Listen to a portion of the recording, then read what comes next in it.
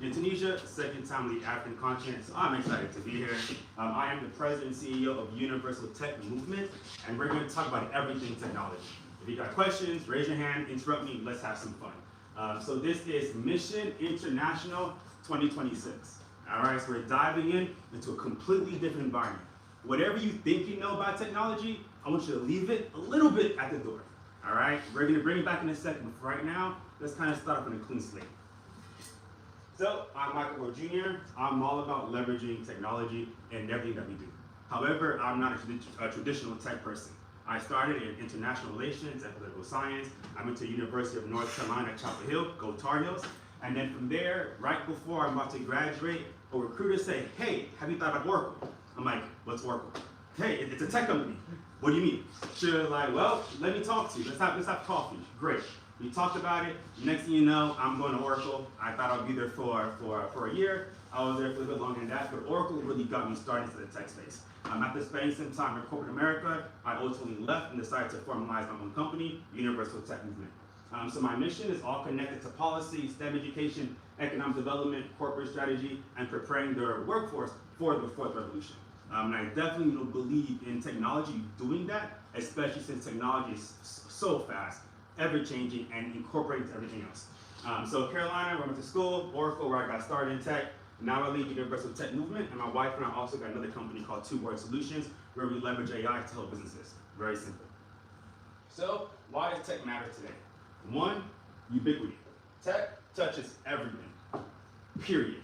There's a misconception that technology is IT. No, IT is a sub-component of technology, just like web development, AI, cybersecurity, data analytics, all of that is technology. So even in America, we're talking about technology not just being IT. It's in everything that we do. Next is core skills. Digital skills are no longer optional. You have to know these skills. If you don't know technical skills, digital skills, how can you engage online? How can you go to your banking online? How can you look at your healthcare portals online, right? It completely removes you from society if you don't have the basic skills to get started and building on that to get the jobs of today. Then, global access. Connectivity allows us to solve problems. Look at the fact that we're here in Tunisia right now. It's because of globalization. It's because of open access. It's because of leaning into technology and the trends that we're seeing. So, why does that matter? Well, these are where the jobs are going. AI engineers, increase of 95%. Founders and startups, increasing by 69% because of what technology and AI allows us to do. Data annotators, prompt engineering, looking at data, refining it, training models, really leading into making sure our technology is the best it could be. So the more of us get engaged, the better products, better services that we'll see. And an AI policy analyst, right? Now we're tapping into AI around policy. What does that mean for government? What does that mean for regulation and laws? Busting AI myths. By a show of hands, how many people think AI will replace jobs? Okay, one hand, two hands, three hands, okay. By a show of hands, only tech workers benefit from AI. Yeah, okay, another, okay. Automation equals layoffs. Anybody? Yeah, okay. You mean like all jobs or like Exactly. jobs? People think it's all jobs. This is why these are myths. On the other side, here's the reality. It's not that AI is replacing jobs, AI is changing jobs, right? The reason why people think it replaces jobs is when we don't upskill, when we don't reskill. Are they then replace changing jobs or changing people? Both.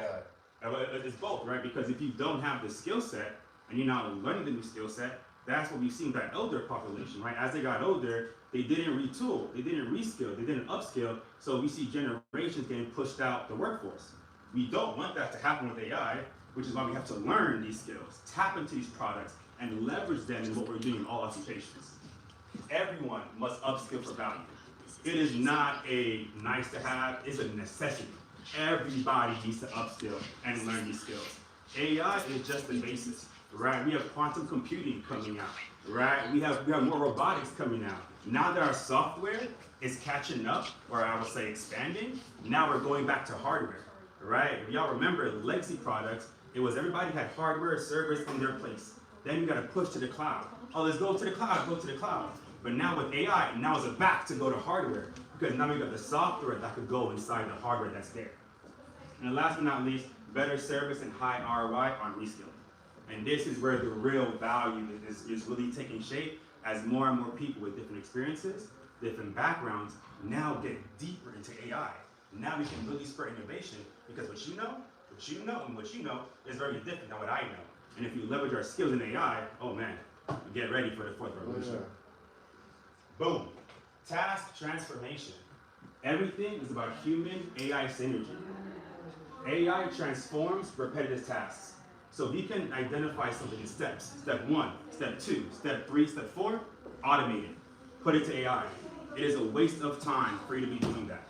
And this is what's going to separate people from the new workforce from the older workforce.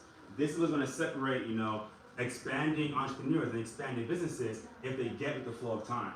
So the reality is professionals who use technology will replace those who don't. That is the change. If you don't use AI, if you don't use new tools. So when you talk about like upskilling, that's taking someone who doesn't know technology, doesn't know AI, doesn't know the latest and best tools, and keeping them there, right? So what you want to do is take them, put them in training, give them the access, give them the education, so that they can learn these skills. So like when you talk about AI, for example, like when you say like training, what type of training? Like Now that's a whole completely different question, right? Because AI is everything. So it's not just one type of training, but it's AI in different skill sets, different occupations, different sectors. So AI in finance is very different than AI in marketing, which is very different than AI in sales, right? So if I'm a content creator, I'm probably using Canva. I'm using DaVinci Resolve, right? But if I'm a CEO with email management, I'm using Superhuman. I'm using Shortwave. So it's different AI tools to get the job done. So adapting to change. Say yes to AI. Don't be afraid of AI. If you're afraid of it, you're gonna be left out, right? So definitely lean in, say yes, try things. Second, schools that are banning people from using AI, they are setting their people up for failure. They're setting the people up not to get jobs because the entire industry is moving this way. Whether you like it or not is a completely different conversation, right? It's all about taking advantage and understanding where the wave is going and leaning into that. And then last but not least, experiments. Right now, every day, new tools are being created. Once again, whether it's good or bad, different conversation, right? But if it's happening, if it's creating, what are you doing? Are you involved and you're experimenting too? You're trying, you're learning? Or you're like, no, I don't want to do that, right? And people say they're afraid of AI. But think about it. Before we had AI, right? Before we had technology, before we had cars, before we had roads, we were walking. Then the first change from walking was to horses. Then after horses, we got carriages. After carriages, we got cars. After cars, we got planes, right? It's an evolution over time. And everybody was scared at one point, right? Until eventually you were forced to get over that fear. And mind you, till this day, some people don't like to drive, right? That's just the nature of it. That's just the relationship that we're in right now. So building tech with confidence. So curiosity over fear. We often fear what we don't understand. So dive in, understand it, learn it, do what you have to do so you feel comfortable using it and you know how to use it. So you can put the right guardrails over your systems, over your policies, whether you're a business owner, individual. You can have your own understanding of what to do and what not to do. And that's going more into ethical AI, responsible AI, et cetera, et cetera. So ask yourself, how does this work? How does this tool work? Right? Go at it like a baby. Right? I got two girls. I got a 3-year-old and a 1-year-old. When I give my daughter my phone, she's tapping, she's looking at it, she's flipping it over, she's clicking. She's not afraid of it. She's learning it, right? We give her a ball, she's gonna bounce the ball. We give her a bike, she's gonna jump on the bike, fall down, cry, get back up, and try again, right? That's the level of curiosity we have to have with AI. So then once you realize how it works, then you go into, how do I use this? So how does it work? How does it work? Well, depending on the tool, right? So for example, ChatGPT. Right, people using ChatGPT in many different ways. Good. I'm not really talking about the hard skills. It's more like soft skills. So, like from my understanding, like everyone's trying to actually kind of like learn and discover this AI. Yeah. In terms of like who's behind that AI, who's prompting, right? Do you have like any idea what would like be the best that have used AI in terms of their thought process, in terms of their like how their mind works and all of that. Like, Sure. If there's like Yeah. So right now there's a real push around creating a digital twin, and a digital twin is a digital version of yourself. So if you are making decisions, right, one of the challenges is making sure that the AI or your team makes the decision you want them to make. So if you're not available all the time, you create a digital twin so your team can talk to you when you're not there, right? Hey, I'm working on this project. What would Michael do if Michael was here? What would be Michael's idea?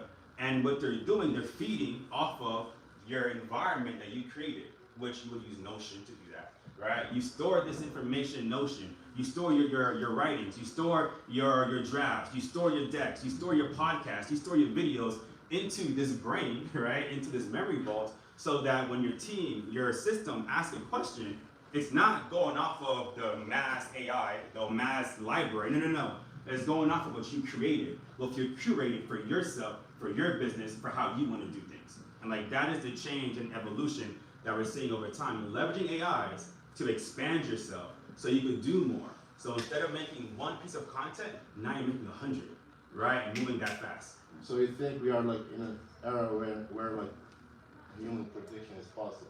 Oh, for sure, because it's all training, right? So you're training yourself. Now, I wouldn't say human prediction, right? Because that's separate from the AI. You can predict AI by training it and telling it what to do.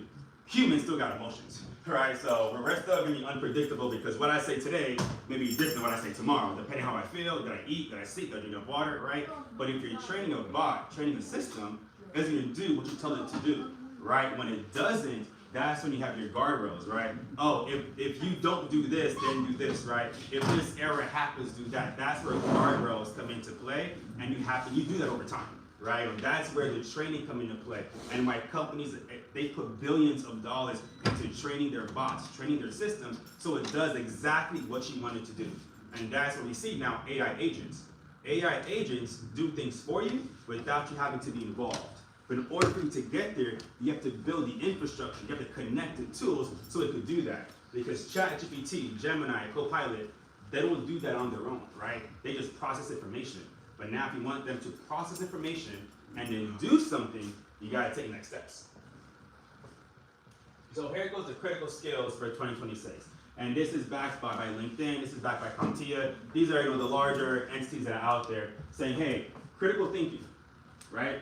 This is all human, right? Critical thinking, right? We're the ones creating these systems. And the reason why there's a lot of issues with the AI tools that are being created is because it's not being created by everybody. Everyone's not being involved in our process, right? Some tools are being created in a vacuum.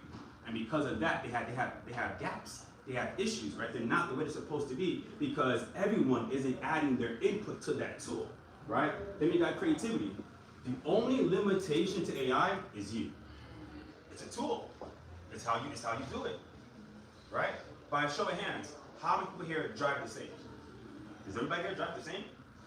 No, we all drive different. What car do you have? What car do you have? What tires do you have? What engine do you have? Every single car is different. It's the same with AI. How you use AI will be different based on you, your lived experiences, and how you want to process your own creativity. That's what is so beautiful around AI. Next is communication. We still gotta talk.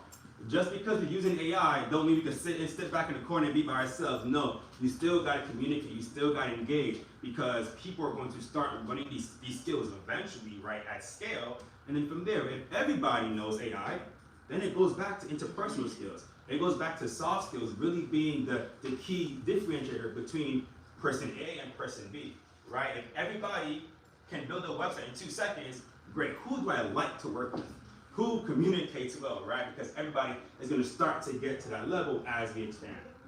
Next is ethical governance, right? Leading policy frameworks. That's where we really got to make sure we're creating the right tools. There are some tools out there that are harmful. There's some tools out there that are manipulative, and you want to tweak that, change that by making sure you provide the right guardrails and the right governance. And then last but not least is digital fluency.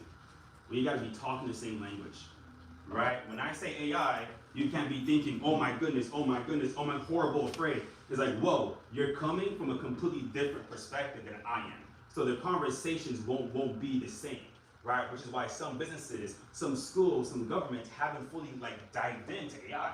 right? Which instead, you should have an R&D department, research and development, go play, right? Go figure out how you're gonna use it, and then go to production, right? But some people are going straight to production, and some people are leaving their communities and other people behind because they're going so fast, but not really having the right guardrails, right? Which is why some AI tools are up today, and they're down tomorrow, because you didn't go through all the necessary steps. I have a question. Sure. Back to like you said, we have to learn like you are child, Mm-hmm. but should I? Well, I must have time to do that. Yeah. How could I manage time and work studies? Something. Sure, so that's where when all the pillars don't move the same way, it makes it very difficult for people to thrive. So your business should provide opportunities for you to leverage AI for you to train because it helps them, right? It makes them better as well. Your school should do the same thing. But if your school, your business, or place of work aren't providing those opportunities, you have to carve out 5 minutes, 15 minutes a day, 30 minutes a day for you to learn these tools because it's also for your personal life, right? So yes, you could use AI in your business setting, but you can use AI in your personal setting as well. Is that time? Yeah. Okay. So I'll go over a couple more things. So critical tools mastery, so AI automation, right? These are tools like ChatGPT, Claude, Gemini. All of these are language learning models. Which one you use is up to you. I personally use Chat and Gemini. Then we got AI knowledge, memory, and operations. That's Notion, Asana, and Otter. I personally use Notion and Otter.